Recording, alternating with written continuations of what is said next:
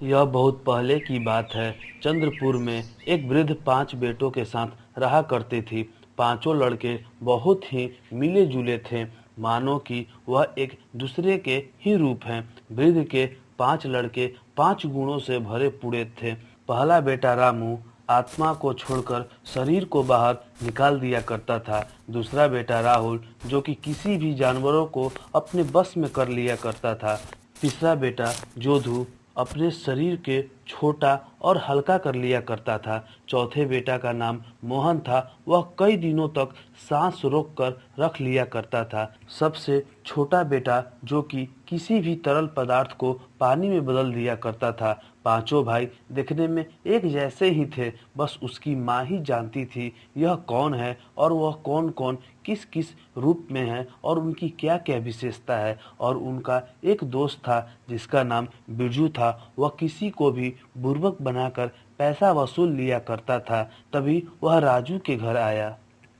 हे बिरजू, क्या तुम हमें 1,000 मिट्टी के सिक्के दे सकते हो? क्योंकि तुम्हारा दोस्ती एक कुम्हार व्यक्ति से अच्छी तरह से है। हाँ, क्यों नहीं, मैं कल ही उससे मांगूंगा। वैसे तुम बताओ, तुम्हें कब तक चाहिए?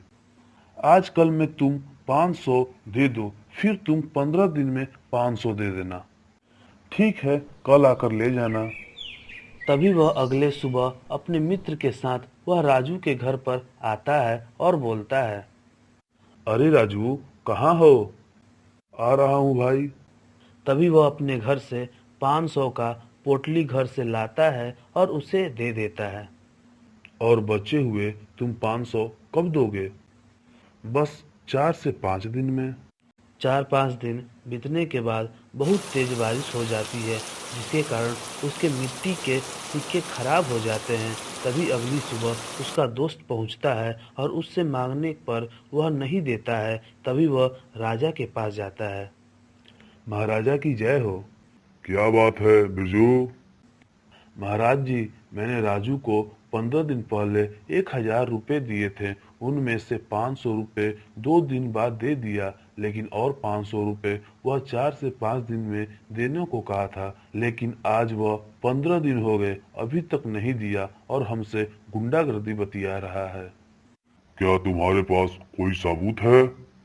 हाँ महाराज जी, यह हमारा दोस्त है। इसी के सामने कहा था कि 4 से 5 दिनों में तुम्हारा 500 रुपया दे दूंगा।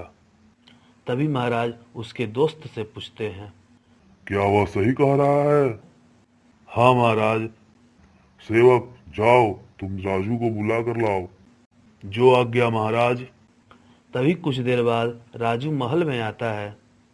क्यों रे राजू, तुमने ऐसा क्यों किया?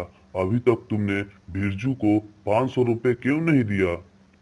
नहीं महाराज, यह बिरजू झूठ बोल रहा है। असली 500 रुपए नहीं, बल्कि मिट्टी के 500 रुपए देने की बात हुई थी। वह झूठ नहीं बोल रहा है, तुम बोल रहे हो। वह अपने साथ सबूत भी लेकर आया है और मैं इस अपराध का उत्तरदायी तुम्हें मानता हूँ। इसलिए कल तुम्हें जहर देकर मारा जाएगा। तुम्हारी अंतिम इच्छा क्या है, बताओ? महाराज, जब मरना ही है तो मैं कोई विरोध नहीं करूंगा। बस मरने से पहले एक बार अपनी माँ से मिलना चाहता हूँ। ठीक है, ऐसा ही होगा। तभी वह अपनी माँ से और भाई से यह सारी बात बताता है। भैया भैया, आप चिंता मत कीजिए, कल आपके जगह मैं जाऊंगा। तभी महाराजा के महल में पहुंचा और सारी प्रजा देखने लगती है। अरे बिरजू, तुम आज लाल टी शर्ट पहन कर आए हो, कल नीला पहना था। माँ का आदेश था महाराज, मैं अपनी माँ का सारी आदेश मानता हूँ। तभी राजा ने जहर का गिलास मंगवाया। तभी सेवक द्वारा उस जहर का गिलास को उसे दिया गया। जैसे ही वह पिया, जैसे कि मानो एक पानी पी रहा हो।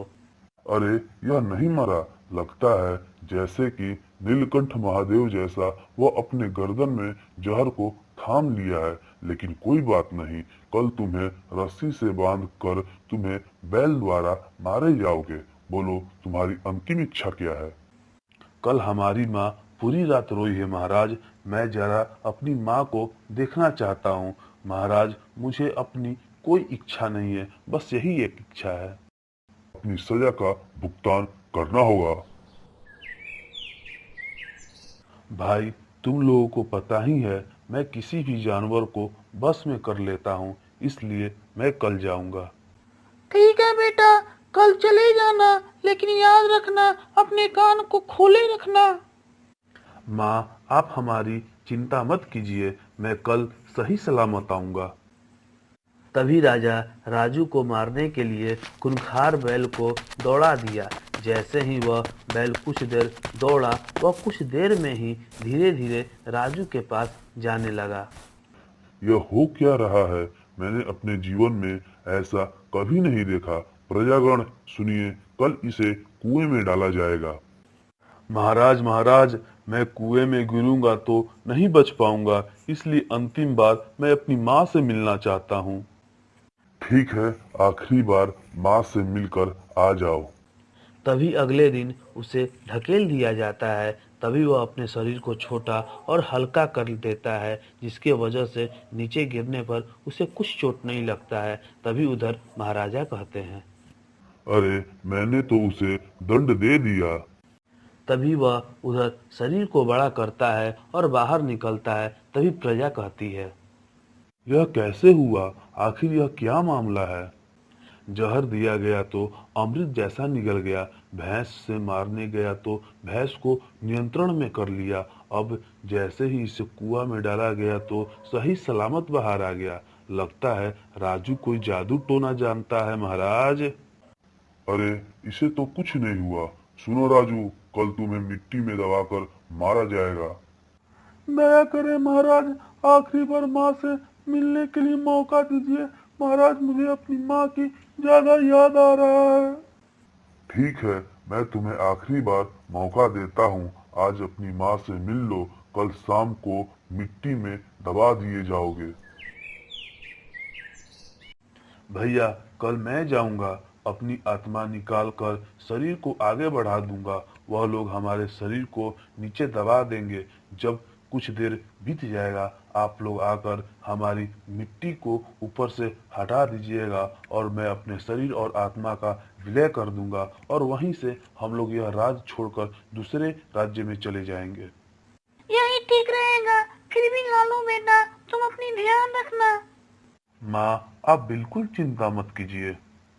तभी वह शाम को जंगल में राजा के पास उपस्थित होता है। वहाँ के कुछ मिट्टी खोद रहे होते हैं। तभी वह अपने आत्मा को शरीर से अलग करता है, जिसके वजह से वह सारे लोग अचंभित हो जाते हैं और देखने के बाद भागने लगते हैं। तभी कुछ देर बीतता है, वह सारे लोग वह राज्य छोड़कर चले जाते हैं।